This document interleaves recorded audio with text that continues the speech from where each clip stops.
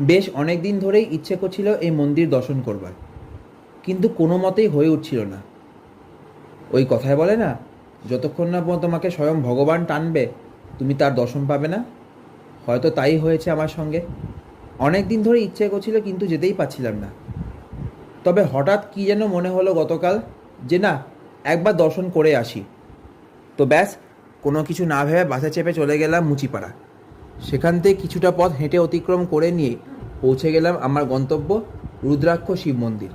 সেই সুবিশাল মন্দির যার মাথার ওপর রয়েছে একটি বিরাট শিবলিঙ্গ।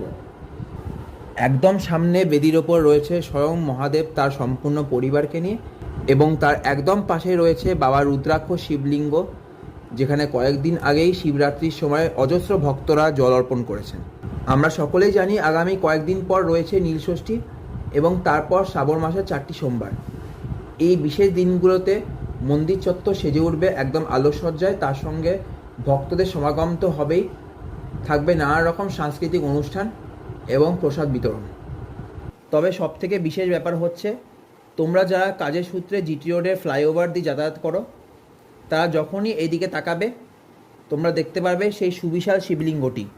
খুব সুন্দরভাবে এবং খুব ভালো স্থানে এই মন্দির নির্মাণ হয়েছে, যাতে যাওয়া আসা করা ভক্তরাও এক ঝলক দর্শন করতে পারে বাবার রুদ্রাক্ষ শিবলিঙ্গর এই মন্দির।